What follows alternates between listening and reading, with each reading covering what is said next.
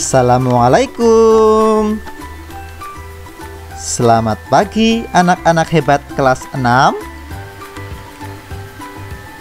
Bagaimanakah kabar kalian hari ini?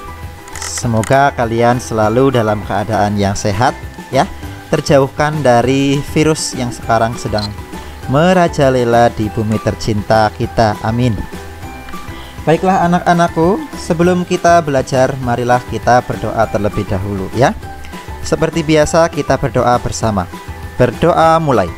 Ya Allah ya Tuhanku, semoga apa yang akan kami pelajari hari ini bisa bermanfaat bagi kami. Amin. Berdoa selesai. Nah, anak-anakku yang hebat, pada pertemuan kali ini kita akan belajar tema 1, selamatkan makhluk hidup, dan subtema 2, pembelajaran ke-6. Di pembelajaran ke-6 kali ini, kita akan berlatih membuat simpulan berdasarkan informasi penting dari sebuah teks laporan. Pada pertemuan sebelumnya, kita sudah belajar bagaimana membuat teks laporan dan bagaimana mencari ide pokok dari sebuah teks laporan. Ya. Pertama, kamu dapat membaca teks secara keseluruhan, ya. Teks laporannya dibaca. Setelah itu, temukan informasi penting yang terdapat dalam teks tersebut dan buatlah simpulan berdasarkan informasi penting tersebut. Ya, informasi penting ini juga kalian bisa dapatkan pada ide pokok dari masing-masing paragraf dalam sebuah teks laporan. Ya, dibaca dulu, temukan kalimat utama, temukan ide pokoknya, kemudian baru buatlah simpulan dari ide pokok tersebut. Ciri kesimpulan yang baik, yang pertama, merupakan inti dari sebuah teks. Yang kedua, menggunakan kosakata baku. Ya, yang baku yang bagaimana ya? Yang sesuai dengan ejaan dalam KBBI atau Kamus Besar Bahasa Indonesia. Sebagai contoh, gue ya, gue itu saya ya. Gue itu tidak baku. Yang baku adalah saya. Nah, contoh lagi, ibu. Ibu adalah kosakata baku. Sedangkan yang tidak baku adalah mami. Ya. Nyokap dan lain sebagainya. Dimulai dari hal yang khusus ke hal yang umum, ya, itu kesimpulan yang baik. Berisi pesan atau informasi yang ingin disampaikan kepada pembaca dan dibuat berdasarkan gagasan pokok dan informasi yang terdapat pada teks dengan kalimat sendiri. Nah, yang seperti Pak Guru sampaikan tadi, simpulan yang baik dibuat berdasarkan gagasan atau ide pokok ya dari masing-masing paragraf. Kemudian dibuat dengan kalimat sendiri. Ya, simpulan itu setelah tahu ide pokoknya, kita buat dengan kalimat sendiri. Sebagai contoh, ada sebuah paragraf. Ya, ada tabel, ada teks, gagasan pokok atau ide pokok, kemudian simpulannya. Ya, coba kita amati bersama-sama. Paragraf 1, jagung merupakan salah satu tanaman di Indonesia. Di beberapa daerah, jagung dimanfaatkan sebagai bahan makanan pokok. Misalnya, penduduk Pulau Madura mengolah jagung menjadi nasi jagung untuk dikonsumsi bersama sayur dan lauk. Sama seperti makanan pokok lainnya, jagung mengandung karbohidrat yang sangat diperlukan tubuh. Nah ya, gagasan pokoknya apa ya kira-kira ya? Gagasan pokoknya, jagung merupakan salah satu bahan makanan pokok. Ya, merupakan salah satu bahan makanan pokok. Kemudian kesimpulannya apa? Jagung mengandung karbohidrat sehingga digunakan sebagai bahan makanan pokok. Ya, itu ya. Kemudian paragraf 2, coba biar lebih paham lagi. Tanaman jagung banyak ditemukan di Indonesia karena cukup mudah dikembangbiakan. Jagung berkembang biak dengan bijinya. 3-4 hari setelah biji jagung ditanam, benih jagung akan mulai berkecambah. Semakin lama, tanaman jagung terus tumbuh.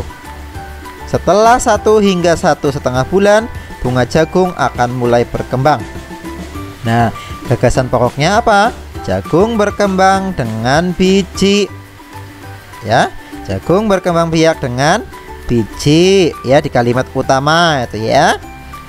Kemudian kesimpulannya apa ya? Jagung dikembangbiakan dengan menanam bijinya. Nah, itu adalah simpulan dari sebuah teks ya. Sekarang ada paragraf 3 dan juga paragraf 4 ya. Paragraf 3. Bunga jagung berbentuk serabut dan ujungnya terdapat helai-helai rambut halus. Pada rambut halus tersebut terdapat serbuk sari. Di bagian bawah bunga terdapat kepala putik. Setelah bunga jagung mengalami penyerbukan, jagung akan mulai berbuah. Jagung bisa dipanen 3-4 bulan setelah penanaman. Nah, gagasan pokoknya adalah proses pembuahan tanaman jagung dimulai dari penyerbukan. Kemudian kesimpulannya, pembuahan jagung terjadi setelah serbuk sari jatuh di kepala putik. Nah, itu contoh-contoh dari penarikan kesimpulan ya dari sebuah paragraf atau teks bacaan. Ya, silakan bisa diamati kembali. Pak Guru lanjutkan. Nah, sekarang kita akan belajar bagaimana penerapan sila kelima Pancasila dalam kehidupan sehari-hari kita. Sila kelima disimbolkan dengan padi dan kapas seperti pada gambar. Sila kelima bermakna tujuan bangsa Indonesia adalah tercapainya masyarakat Indonesia yang adil dan makmur secara lahir dan batin. Ya, keadilan. Oke. Keadilan merupakan salah satu tujuan negara Indonesia sebagai negara hukum. Penegakan keadilan akan membuat kehidupan masyarakat Indonesia menjadi aman, tentram, dan sejahtera. Ya, jika semua adil, maka hidup kita akan nyaman, ya, sejahtera, tentram. Bagaimana ya pengamalan sila kelima Pancasila? Yang pertama, kita bersikap adil. Ya, adil berarti apa ya? Iya, sama ya, sama sesuai porsinya. Ya, memberikan haknya sama sesuai dengan porsinya. Yang kedua, menjaga keseimbangan antara hak dan kewajiban. Hak itu berarti segala sesuatu yang harus kita dapatkan. Sedangkan kewajiban, segala sesuatu yang harus kita laksanakan, ya. Yang ketiga, menghormati hak-hak orang lain. Yang keempat, suka memberi pertolongan kepada orang lain. Kelima, tidak bersifat boros dan bergaya hidup mewah.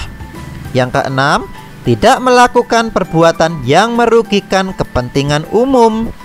Kemudian, menghargai hasil karya orang lain. Cukup jelas ya bagaimana pengamalan sila kelima Pancasila dalam kehidupan kita. Nah, coba kalian lihat pada gambar, ada anak yang sedang menabung. Ya, menabung adalah pengamalan sila kelima Pancasila. Ya, karena menabung bisa melatih kita untuk hidup hemat. Nah, coba amati gambar yang ada dalam video. Ini adalah pengamalan sila kelima, ya, yang diberi tanda centang. Dan yang diberi tanda silang bukan pengamalan sila kelima. Contohnya, membantu teman, ya, yang nomor 1.